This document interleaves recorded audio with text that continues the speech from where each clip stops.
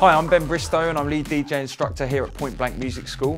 I've played in hundreds of venues including Space in Ibiza and Ministry of Sound, and I've also had releases on Breakbeat Paradise and True Funk. This video gives you a flavour of the Point Blank DJ Skills With Traktor module, which covers everything you need to know about mixing your tracks with this cutting-edge DJ software. You'll find out how to use Traktor at every phase of the DJing process, including getting your set ready, mixing, beat matching, scratching, setting loops and cue points, using remix decks and stems, adding effects and loads more.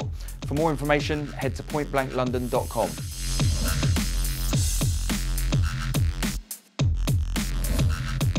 So if I want to create a loop manually, simply play the track, press in, preferably at the start of a bar, and then when I press out, it creates a loop.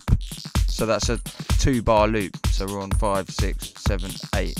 So we're at the start of a new 2-bar loop here. So you can see it's looping because obviously it's green, and also this active button is on to show you that there is an active loop in play, and it's also showing me here that I've created an 8-beat loop. Now if I deactivate the loop, it's not going to loop anymore. It's going to stop looping and ignore the out point and carry on. The top pair shifts the grid horizontally to the left and right. It shifts the whole grid without changing the tempo. The lower 2 buttons expand and contract the grid. So it's actually changing the tempo. You can see as I click on here, it's changing the perceived tempo of that beat grid. I press and play again. You can hear it's pretty good. Now clicking through the track, it stays consistent throughout. Just a little bit off. So I want to shift the grid a tiny bit to the left. 1, 2, 3, 4, 5. That actually sounds pretty good. So that's that one done. But that's just Traktor's estimation on a track that's pretty easy to analyze anyway. It's a straightforward track. There's not a lot going on. It's relatively sparse, and so those transients are easy to find. A track like this might be a little bit more difficult. Yet it's actually done a pretty good job. So one cool technique that you can use the delay effect for is transitions between tracks that may or may not mix very well together.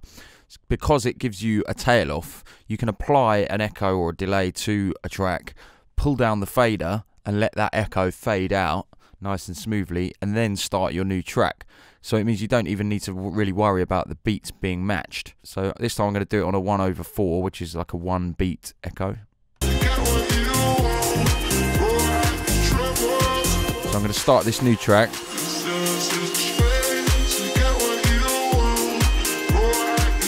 Introduce it with the volume fader.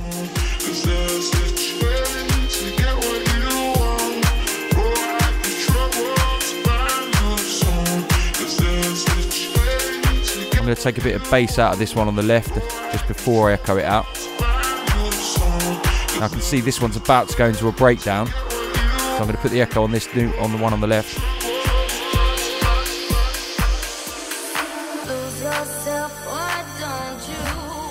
If you have a look at the D2 screen, you can see all the tracks running as you would in any DAW. This means you can see when the separate stems start to play, and then you can manipulate the track as and when you like. Let me show you. I'll take out the drums. Completely disappeared. Put them back in.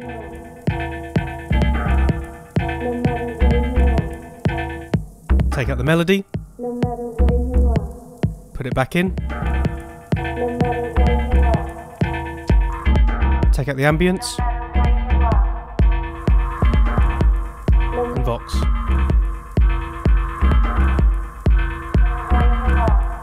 Or you can do a multiple. No matter where you are. No matter where you are. This is the master deck. Now if I sync this one to it, it is the same speed, but I could still knock it out of alignment. You see, so now they've gone out of alignment, but they are the same tempo. Now if I go to the beat sync option, that's where it actually locks everything together, so you won't be able to knock them out of alignment anymore. So if I play this one, this is now the master. Again, this is synced to it. So if I play this, if I try and nudge this track on the right, it won't let me. It will either stop. It will always be in sync, basically.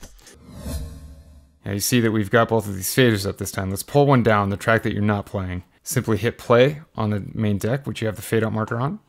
Engage the cruise list, and watch what happens here. We'll have our transition with the faders. Now it just goes in and out automatically. I didn't actually touch anything. Now it's not the most useful, cue point for most situations, but there are some DJs who can find that useful, and for example, when they're making a mix or using some of the other scenarios that I mentioned before. This particular one only has samples on pages 1 and 2, but some of them might have all 4 pages filled. So if I want to launch a sample, I simply click on the slot. So you can hear that's a sub bass line, or a sub kick as it's named it. So if I click this other one in the next column along, you can hear it's a clap that is automatically in sync with that sub bass. So if I press another one here, that's an effect, alarm synth. Now I've got some percussion on the other one. So if I try and trigger another sample in the same column, it will basically go on to that sample on the next cycle. So if you up here specify how long you want it to wait until the next one is triggered, basically. So you can see here it's set to 4 beats. So that means if one's playing and I click another sample in the same column, it will wait until the next 4 beat loop to trigger it. So again, if I press play on the actual deck, it will play all 4 samples. Now watch, if I click here, it will wait until that snare comes in on the next 4 beat cycle. If you want to mix from one track to another, but you want to prep the decks ready for something else, then Beatmasher will enable you to capture the loop. You can then stop the deck and load another song ready. Let me show you.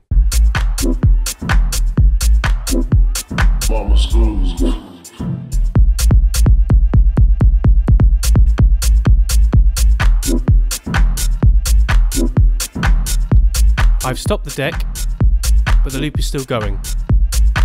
This enables me to change it to another track.